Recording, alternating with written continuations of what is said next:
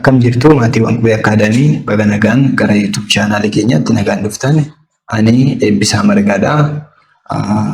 Chemistry kutaa saglaffaa boqonnaa tokkoffaa Chemistry and its importance kan jedhu paartii 3 some common chemical industry in Ethiopia waliin ilaallachuudha. Paartii 3 some common chemical industry in Ethiopia. Objective of today's lesson is at the end of this lesson you will be able to name some common chemical industry found in Ethiopia and their products. Boqonnaa arraa yookiin mata duree keenya jalatti kan ilaallu waa'ee common chemical industry yookiin immoo industry chemicala biyya keenya keessatti argamanidha jechuudha. Kaayyoon mata duree keenya kana dhuma barannoo keenya irratti maqaa tokko chemical industry yookiin immoo industry chemicala kana kan biyya keenya keessatti argamu maqaa dha'uu fi yookiin ibsuudhaa fi product yookiin wantoota isaan produce godhan yookiin qopheessan himuu danda'uudha qabdu jechuudha. An industry is defined as an economic activity concerned with the processing of raw materials and the manufacturing of goods in factories. Yeroo akkas jennu industry economic activity yookiin immoo sosochii dinagdee kan maalirratti hundaa'uudha? Kan processing yookiin immoo adeemsota raw materialiin tokko ittiin gara finished product yookiin immoo gara goods yookiin immoo meeshaalee dhumatoo itti jijjiiramu jechuudha. Maal keessatti faktoroota yookiin immoo warshaalee adda addaa keessatti jechuudha. It can also be interpreted as a group of companies. It can be expressed as or interpreted as a group of companies that are linked based on their primarily business activity. Yookiin immoo group of companies walitti dhufanii kan business activity yookiin sochii dinagdee isaanii bu'uureffachuudhaan walitti dhufuudhaan gumii yookiin immoo kaampaanii uumamu tokko jechuudha. So individual company illee yeroo itti industry jedhamuu danda'u ni qabaata jechuudha. Individual companies are generally categorized into industry based on largest source of revenue. Galii yookiin immoo qabeenya qaburratti hundaa'uudhaan kaampaanii tumtii tokkollee industry itti guddachuu yookiin immoo industry ulaagaa industry guutee qabeenya yookiin ga'umsisaa jiraannaan raw material process gochuudhaan gara manufactured goods yookiin immoo meeshaalee adda addaa qopheessuudhaa fi yookiin oomishuutti yookaan guddatu ta'e industry ta'uu ni danda'a jechuudha. In Ethiopia, Ethiopian government highly engaged in expanding industry. Ethiopian government keessatti industryonni kan babal'achaa jiraniif yookiin immoo gara fuulduraatti biyyi keenya guddinatti kan jirtuu fi babal'ina industry kana gaggeessaa kan jirtudha jechuudha.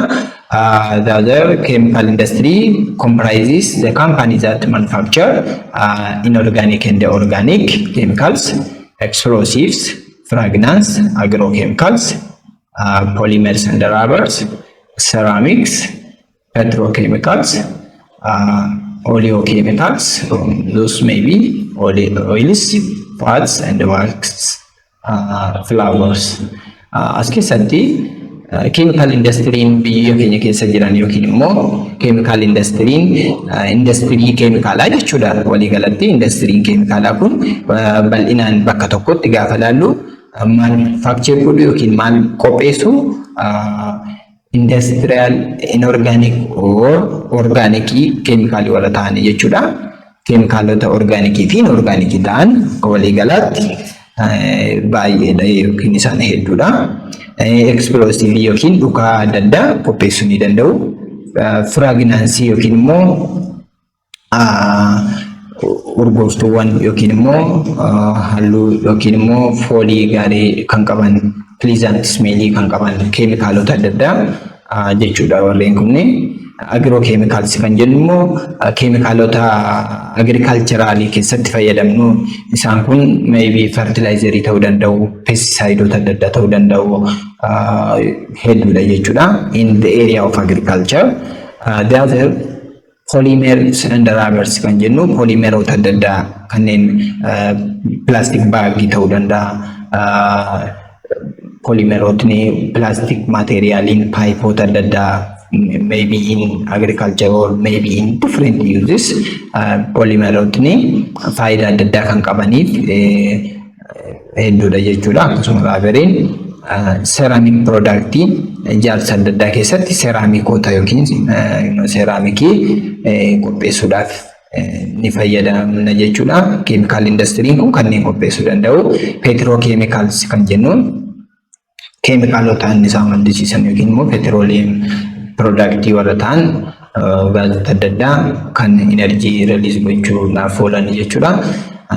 Inni kan biraan oleochemicals kan jennu maybe oil, fats and waxes isaan kanneen qabachuu danda'a jechuudha. Productota oilii, faatiidhaa fi waxii akkasuma flavorii yookiin immoo dhamdhama yookiin nyaatota adda addaa mi'eessuudhaaf illee wantoota oolan qopheessuu ni danda'a jechuudha. Chemical industry keessatti kanneen hundi qophaa'uu ni danda'u jechuudha. Industry converts natural resources like oil, natural gas, air, water, metals, minerals into diverse product or in what desired product or product we need. Adeemsa chemical industry kana keessatti natural resources yookiin immoo qabeenyi uumamaa kanneen akka oilii, natural gaasii, eerii, waatariidhaa fi meetaalonni kanneen hedduun kun gara product yookiin immoo firii barbaannetti adeemsa ittiin jijjiirru yookiin immoo convert goonu jechuudha. Chemical industry keessatti. Chemical industry walumaa galatti productii isaan produce godhan yookiin immoo productoota chemical industry kun gabaabinaan kanneen hedduutti categorized ta'uu danda'u. Isaanis industrial inorganic chemical, plastic materials, synthetic drugs, soaps, cleaners and toilet goods, paints, allied products, industrial organic chemicals, agricultural chemicals, miscellaneous chemical products. Chemical industry productota yookiin immoo keemikaalota hedduu chemical and chemical productota kanaa gadi yookiin immoo bifa listii ta'e kanaan argaman qopheessuu danda'a jechuudha. Industrial inorganic kan jennu inorganic chemical warra ta'an jechuudha. Isaanis of jalatti tokko productonni asitti arginu kun maybe organic or inorganic party jalatti yookiin immoo chemicalii ta'uu danda'u. When we take synthetic drug or soap or cleaners, they may be organic or inorganic, but here are some general chemical industry kun gabaabinumatti garuu industrial inorganic chemical jechuun ni dandeenya. Plastic materialota ni hammata, synthetic drug ni hammata, soap yookiin saamunaawwan adda addaa ni hammata, cleaner or toilet goods kan jennu ni hammata. Isaanis qulqulleessitoota meeshaalee toiletii ittiin keessatti itti fayyadamnu warra akka direensii balfoota adda addaa gara alaatti baasuufis ta'ee meeshaalee toiletii keessatti itti fayyadamamu adda addaa ta'uu danda'a. Kanneen hundiyyuu productii chemical industry jechuudha. Allied productiin warra basically hin taane yookiin supportive product jennee kan waamnu isaanis akka paint ta'uu danda'u, akka dye or different cosmetics faa ta'uu danda'u. Kanneen kuna hammachuu ni danda'a jechuudha. Industrial organic chemicaliin specifically xiyyeeffannoodhaan agricultural chemicalii kan hammatuu fi akkasuma miscellaneous productotni miscellaneous product jennu isaan hedduudha jechuudha. Isaanis productota akka detergentii, product kanneen akka cleaners illee hammachuu ni danda'a jechuudha. Isaan kanneen hundi miscellaneous or chemical product dha jechuudha walii galatti hundi isaanii. The next chemical products. Chemical product mean product manufactured, processed, sold or distributed by the company that are chemical substance or contained chemical substance. Asitti chemical product kan jennu productii manufactured ta'uu yookiin qophaa'u, processed ta'uu yookiin immoo adeemsa ta'e keessa kan kutu, kan gurguramu, kan immoo raabsamu maaliin jechuudha kaampaanii chemical substance or chemical contained substance sanaan yookiin chemical industry sanaan jechuudha walumaa galatti. Kanaaf chemical product jechuun chemical substance or that contained chemical substance jennee ibsuu ni dandeenya jechuudha. Yookiin chemical substance ma ta'uu ni danda'a yookiin chemical form ta'uu danda'a yookiin immoo chemicalonni substance sana kan produce godhan yookiin immoo kan irraa qopheessan yoo ta'e jechuudha. Contained chemical substance jechuun chemicalonni hedduun walitti dhufanii chemical substance tokko nu kennuu danda'u jechuudha. Yeroo kana directly chemical jenna utuu hin taane contained chemical substance jenna jechuudha. Here there are three general classes of products.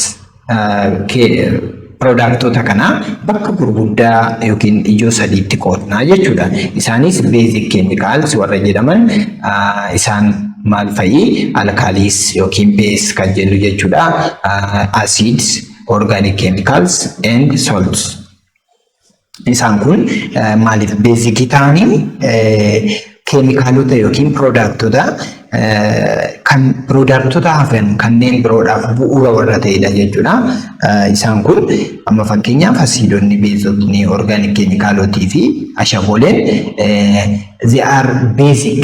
That means ka'umsa yookiin bu'uura keemikaalota biroolee warreen kaanii jechuudha. Kanaaf any product can be including or can maybe contain those basic chemicals or composed of those basic chemicals kanneen irraa jechuudha ijaaramu yookiin argatamu kan danda'u. Kanaaf basic chemicals kan jenne the chemical products to be used in further manufacture. Inni biraan productiin chemical productoota further manufacturing dhaaf yookiin immoo production kan birootiif nu fayyadan jechuudha. Kanneenis plastic material ta'uu danda'u, synthetic fiber ta'uu danda'u, pigment ta'uu danda'u, dye colors ta'uu danda'u jechuudha. Isaan kun immoo productii ammas dabalataanii gara manufacturing biraa yookiin immoo qophii productii biraa tokko keessatti erguma ofii isaanii productii mata'anii osoo jiranii maaliif productionii kan biraatiif yookiin further manufacturing dhaaf yoo kan fayyadan ta'e jechuudha. Plastikidhaa fi synthetic fibers fudhachuu dandeenya. Pigment yookiin diboota yookiin halluuwwan adda fudhachuu dandeenya. Kaleeroota adda addaa fudhachuu dandeenya jechuudha.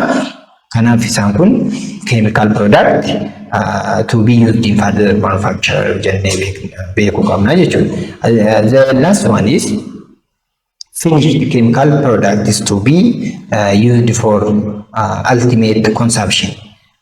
Finished product jennee beekna jechuudha. Warra kana immoo finished product jechuun finished chemical productiin chemical productii dhumatu yookiin immoo kallattumaan ultimate consumption direct use dhaaf yookiin immoo erga produce ta'anii kallattumaan gara faayidaa mataa isaaniitti deebi'uu kan danda'an jechuudha. Example cosmetics, cosmeticsii productionii kan biraatiif osoo hin taane directly finished dha jechuudha. Finished chemical product dha jechuudha for ultimate consumption. As example fragrance or perfume nama cosmeticsii urgaaf walii gaarii waan qabuuf direct namoota barbaadanii yookiin immoo consumeriidhaaf hojiirra oola jechuudha. Drugs, soaps or to be used in materials or supply in other industries such as fertilizers. Kana jechuun kanneen alatti yookiin dabalatatti maateriaalota kanneen other industry keessatti fayyaduu danda'an amma fertilizeriin amma qonna irratti yookiin industry qonnaa keessatti akka wanta already finished dha jechuudha. Maal ta'a direct soil applied ta'uudhaan crop productivity keenya increase no taasisaa jechuudha. Painting yookiin dibootni gamoos haa ta'u wantoota adda addaa irratti dibootni nuti fayyadamnu already finished ta'u. Explosive amma dhukaanii explosive jechuun dhukaatota jechuudha. Dhukaatonni kun already dhuka'uudhaaf qofa jechuudha faayidaan isaan kennuu danda'an. Kanaaf finished chemical product jenna. Currently, there are several medium and large scale chemical and chemical products or industry in Ethiopia. We will see in table 1.1. This enterprise produces chemicals and chemical products. I have explaining in the previous one. Kanneen amma gara duraatti ibseen ture keemikaaliidhaa fi chemical product gaafa jennu keemikaalonni direct keemikaalota combination of different element yookiin immoo substance irraati walitti dhufuudhaan argataman bifa chemical formii kan qaban jechuudha. Chemical product immoo product yookiin immoo wantoota keemikaala sana fayyadamnee nuti qopheessine jechuudha. Amma fakkeenyaaf meeshaalee adda addaa ta'uu danda'u. Mee tokko tokkoon ilaallu chemicals like aluminum sulfates are chemical. Caustic soda or sodium hydroxide, soda ash or sodium carbonate, carbon dioxide, bleaching chemicals, different bleaching chemicals.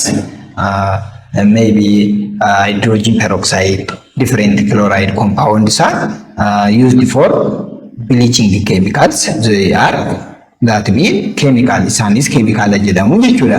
Magnesium oxide, pesticides amma pesticideonni yookiin substanceonni pestii kiilii gochuudhaaf fayyadamnu keemikaalota already different insect or fungi or insectii ajjeesuudhaaf yookiin balleessuuf gargaaran jechuudha. Kanaaf isaan kun maal jedhamu? Chemical jedhamu jechuudha. Chemical jennee fudhanna. Chemical product kan jennu immoo soap and detergents. They are chemical product keemikaalotaati jechuudha. Mee soopii afrannu yookiin detergentii sooppiin kan irraa ijaaramu wantoota yookiin immoo roobeduraati jechuudha. Wantoonni soopii hojjechuuf fayyadan mi'a jennu moora ta'uu danda'a.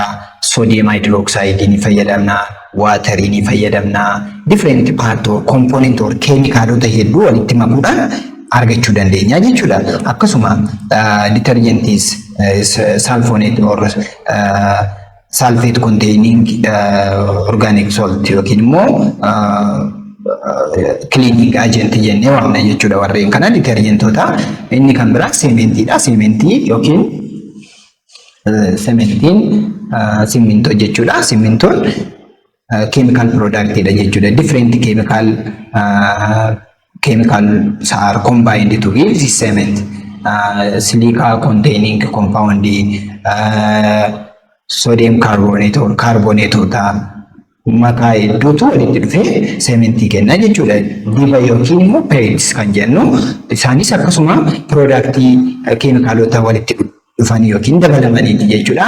Building materials meeshaalee ijaarsaa adda addaa yoo fudhanne akka kana jechuudha. Cosmetics, plastics, natural gum, candle, glass, sugar, tire, pulp and paper, pharmaceuticals, tobacco, all are chemical products. The products we get by mixing or adding different chemicals. So they are chemical products. This one is table 1.1 about some of large and medium scale chemical enterprises in Ethiopia. Chemical enterprises. Enterprise yokin ijaarsa productionii chemicalota kan biyya keenya keessatti argamanii jechuudha.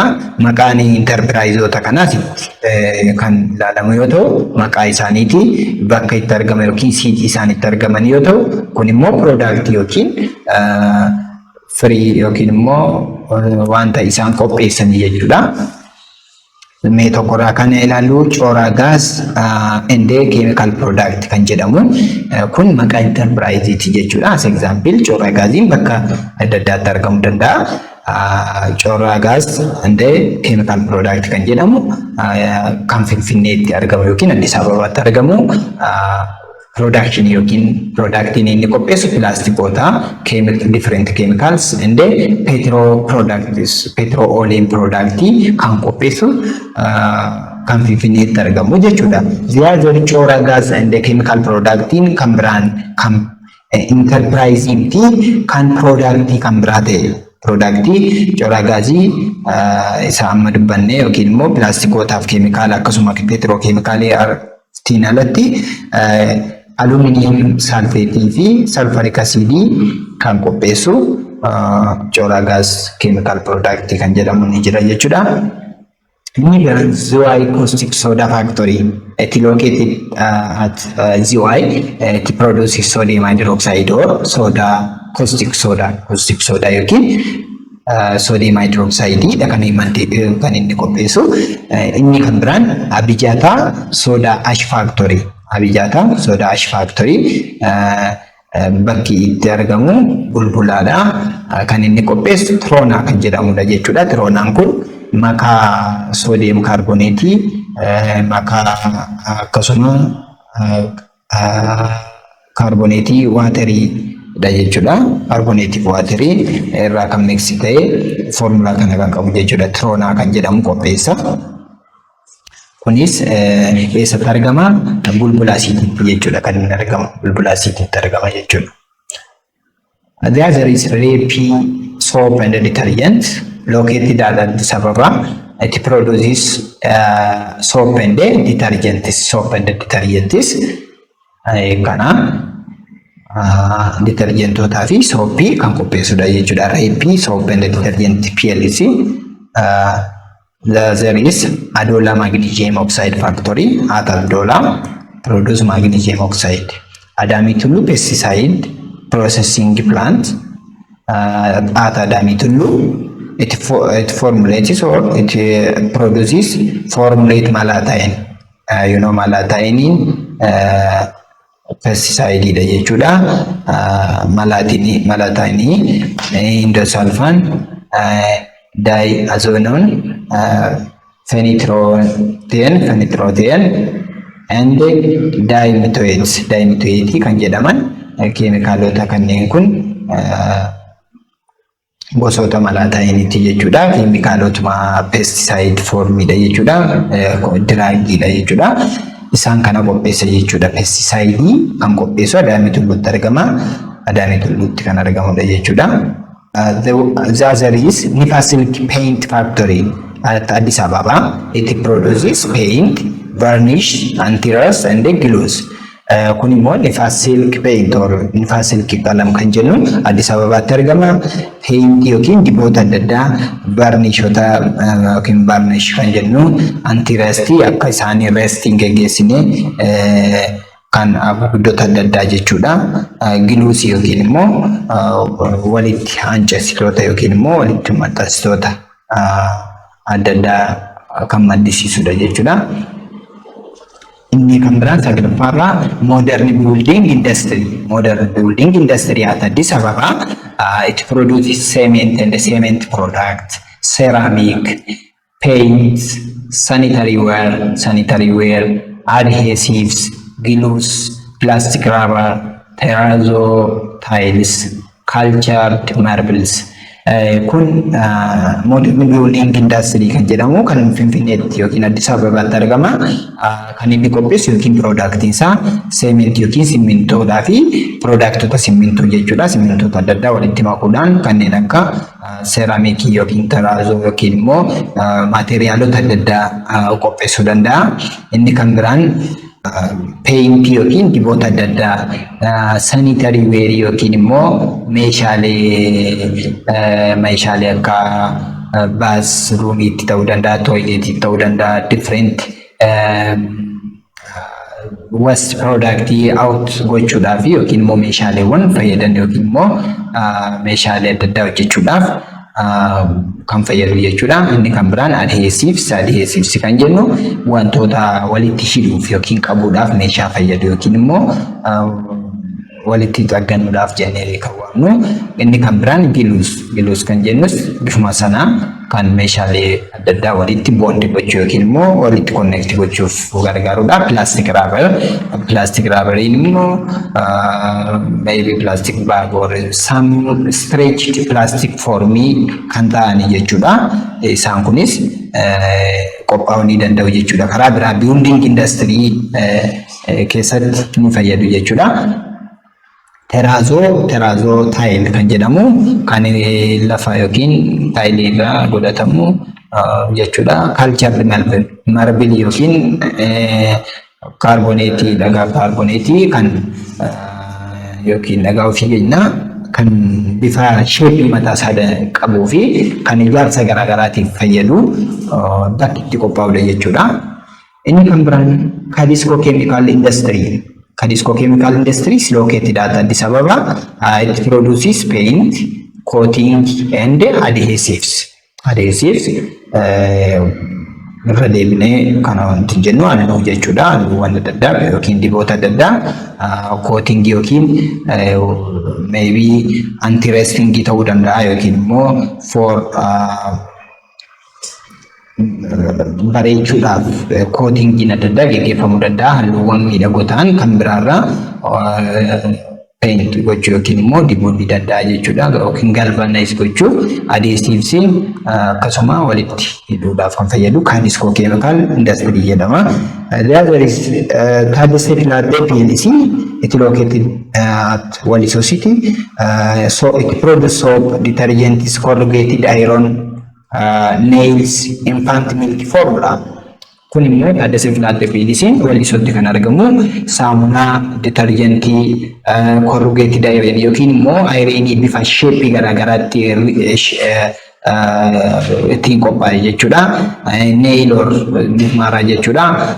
Infant milk formula yookiin immoo kun formulaa milkii yookiin immoo aannan daa'immaniif qophaa'u kan formula ta'e jechuudha. Aannan daa'immanii jedhee fudhachuu ni dandeenya. Kunis Kadisco PLCdhaan kan qophaa'udha jechuudha. There is Itab Laundry Soap Factory located at Hawassa. It produces soap and detergents. There is Get Shed Detergent Manufacturing and Packing PLC at Bishoftu. It produces detergent products and laser chemical inputs. Kun detergentoota yookiin keemikaalota product detergentii ta'aniif akkasuma leezeroota adda addaa jechuudha kan qopheessu. Kanaaf kun Bishoftutti argamuusaa sirriitti hubannaa. Itiyoo Asia Industry can be located at Addis Ababa. Produce soap and detergents. So Itiyoo Asia Industry PLC or industry can be produces soap and detergent. The other YB Cosmetics. So those all are the name of their enterprises. Don't confuse about their abbreviation. YB Cosmetics. It is located at Shaggar City Targama. Bakka bu'eensaa YB Cosmetics dha. Kan inni qopheessus akkasuma cosmetics dhaa fi perfume yookiin urgooftoota adda addaa fi wantoota cosmetics kan jennu jechuudha. Inni hambiraan makeup PLC or cosmetics jedha. Addis Ababaatti argama. Hair oil produce godha, shampoo produce godha, conditionery, body oil, Vaseline, body lotion, detergent and plastic moldings.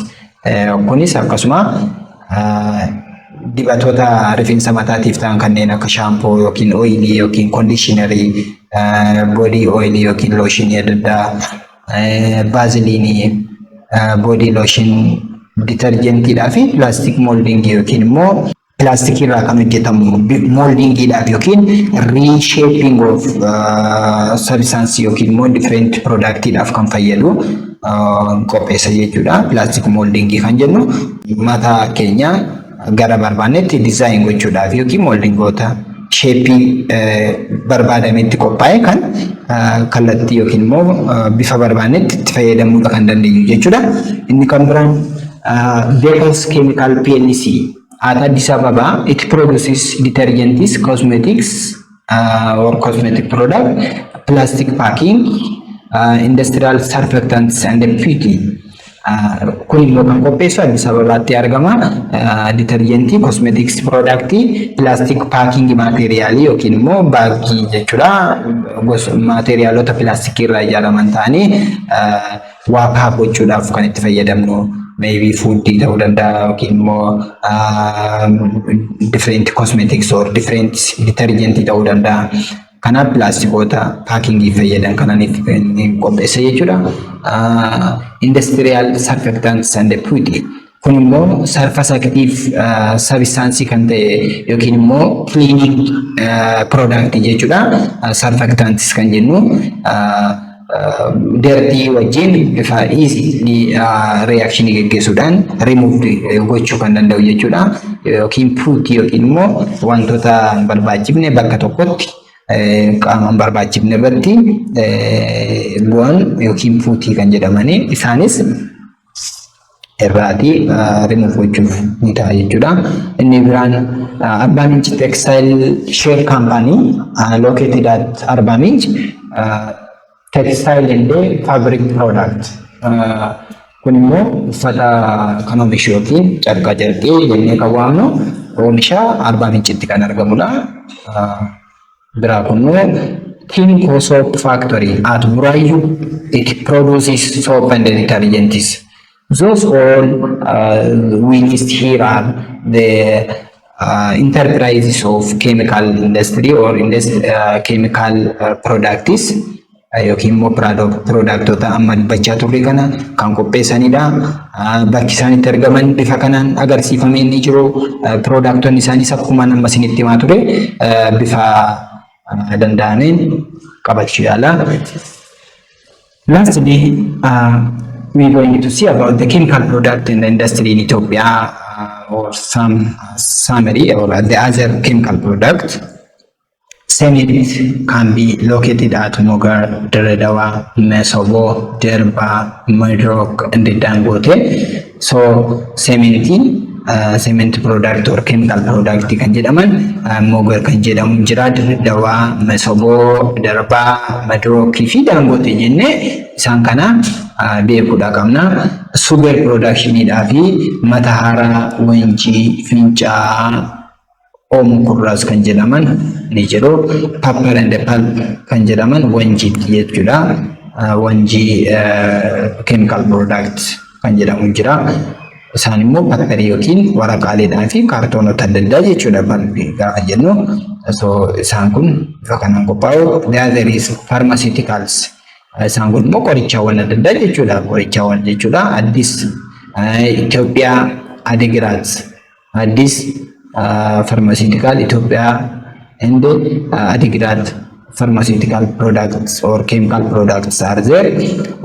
The other tire kan jennu gommaa jechuudha. Gommaan kan qopheessu faabrikaa yookiin chemical industry biyya keenya keessa jiru. Horizon Addis tire kan jedhamu Finfinneetti argama jechuudha. Finfinneetti kan argamu Horizon Addis tire jedhama.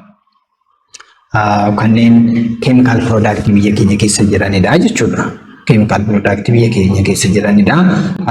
Next topic measurements and scientific methods kan jedhu unit 2dhaan kan walitti deebinu ta'a. Warri YouTube keenyaaf haaraa taatan subscribe gochuudhaan maatii keenya ta'a. Viidiyoo kana yoo jaallattan like gochuudhaan hiriyoota keessaniif immoo share godhaa.